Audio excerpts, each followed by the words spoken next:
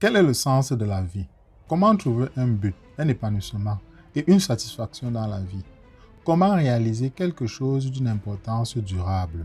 Beaucoup de gens n'ont jamais cessé de réfléchir à ces questions importantes. Ils regardent en arrière des années plus tard et se demandent pourquoi leurs relations se sont effondrées et pourquoi ils se sentent si vides, même s'ils ont peut-être réalisé ce qu'ils avaient l'intention d'accomplir. Comme le souligne le livre de l'Ecclésiaste, de nombreux objectifs ne révèlent leur vacuité qu'après des années perdues dans leur poursuite. Ecclésiaste chapitre 1, verset 2. Dans notre culture humaniste, les gens perdent facilement de vue le sens de la vie. Ils poursuivent beaucoup de choses pendant qu'ils trouveront un lieu, un sens et un but.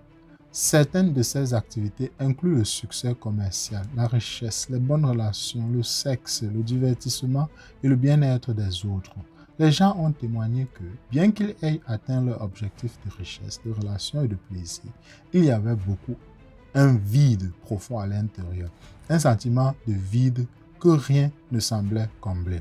Bonjour à tous et bienvenue sur Histoire et Religion. Aujourd'hui, nous allons essayer de vous apporter quelques éléments de réponse sur la question « Quel est le but de la vie ?» Si c'est la première fois que vous passez par ici, je vous invite à vous abonner, de partager, de liker la vidéo afin de sensibiliser le plus de personnes. On se retrouve juste après le générique pour en discuter.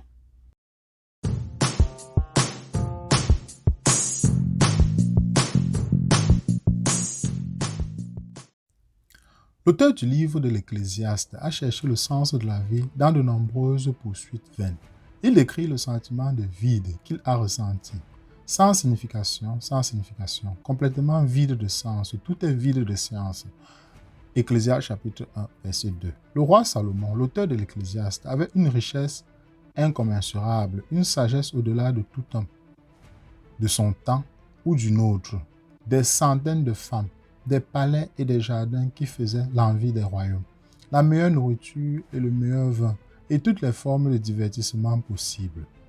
Il a dit à un moment donné que tout ce que son cœur voulait, il le poursuivrait. Ecclésiaste chapitre 2, verset 10. Pourtant, il a résumé la vie sous le soleil, la vie vécue comme si tout ce qu'il y a dans la vie était ce que nous pouvons voir avec nos yeux et expérimenter avec nos sens, comme dénué de sens. Qu'est-ce qui explique ce vide? Dieu nous a créés pour quelque chose au-delà de ce que nous pouvons vivre ici et maintenant. Salomon a dit de Dieu, dans Ecclésiaste chapitre 3, verset 11, il a aussi mis l'éternité dans le cœur des hommes. Dans nos cœurs, nous sommes conscients que ici et maintenant n'est pas tout ce qu'il y a. Dans le livre de la Genèse, nous trouvons un indice sur le sens de la vie en ce que Dieu a créé l'humanité à son image. Vois Genèse chapitre 1, verset 26. Nous avons été spécialement créés par Dieu et cela nous donne une valeur intrinsèque. Rien ne peut nous donner plus de valeur. Nous sommes faits pour refléter son image. Nous avons un but, glorifier Dieu.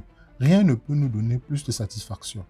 Avant que l'humanité ne tombe et que la malédiction du péché ne s'abatte sur la terre, les choses suivantes étaient vraies. 1. Dieu a fait de l'homme une créature sociale. Vois Genèse chapitre 2, versets 18 à 25. 2. Dieu a donné du travail à l'homme. Dans Genèse chapitre 2, verset 15. 3. Dieu était en communion avec l'homme. Genèse chapitre 3, verset 8. 4. Dieu a donné à l'homme la domination sur la terre. Genèse chapitre 1, verset 26. Ces faits ont une signification liée au sens de la vie. Dieu voulait que l'humanité s'épanouisse dans la vie. Mais notre condition, en particulier en ce qui concerne notre communion avec Dieu, a été affectée par la chute dans le péché et la malédiction qui en a résulté sur terre. Vois Genèse chapitre 3. Le livre de l'Apocalypse montre que Dieu se préoccupe de nous redonner le sens de la vie. Dieu détruira cette création actuelle et créera un nouveau ciel et une nouvelle terre. À ce moment-là, il rétablira la pleine communion avec l'humanité rachetée, tandis que les non-rachetés auront été jugés et jetés dans les temps de feu. Apocalypse chapitre 20, versets 11 à 15. La malédiction du péché sera abolie. Il n'y aura plus de péché, de chagrin, de maladie, de mort ou de douleur. Apocalypse chapitre 21, verset 4. Dieu habitera avec l'humanité et ils seront ses enfants. Apocalypse 21, verset 7. Ainsi, la boucle est bouclée. Dieu nous a créés pour être en communion avec lui. L'homme a péché, brisant une communion Dieu restaure cette communion dans l'état éternel. Traverser la vie en réalisant tout ce que nous avons entrepris de réaliser pour mourir séparés de Dieu pour l'éternité serait incroyablement tragique. Mais Dieu a trouvé un moyen de rendre possible la béatitude éternelle dans Luc chapitre 23 verset 43. Et la vie sur terre satisfaisante et pleine de sens. Comment cette béatitude éternelle et ce paradis sur terre sont-ils obtenus? Le vrai sens de la vie, maintenant et dans l'éternité, se trouve dans la restauration de notre relation avec Dieu. Cette restauration n'est possible que par le Fils de Dieu, Jésus-Christ, qui nous réconcilie avec Dieu. Voir Romains chapitre 5, verset 10, Acte 4, 12 Jean 1, 12 Jean 14, 6. Le salut et la vie éternelle sont le don de Dieu lorsque nous faisons confiance en Jésus-Christ comme Sauveur.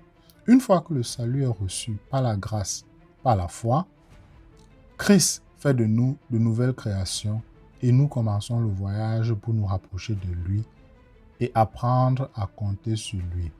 Dieu veut que nous connaissions le sens de la vie.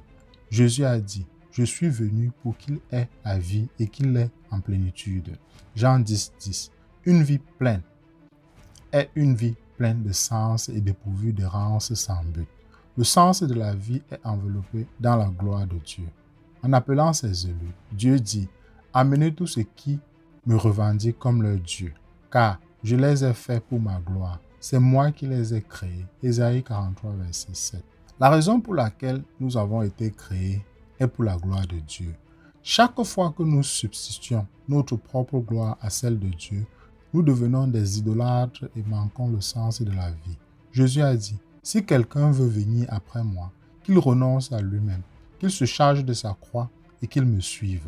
Car celui qui voudra sauver sa vie la perdra, mais celui qui la perdra à cause de moi la trouvera. » Matthieu 16, versets 24 à 25. Et nous avons cette promesse. Faites vos délices en l'Éternel et il vous donnera les désirs de votre cœur. Psaume 37, verset 4. Eh bien, nous arrivons au terme de cette capsule. J'espère que vous avez apprécié. Si c'est le cas, laissez-moi un pouce levé. On se retrouve très rapidement pour une prochaine capsule.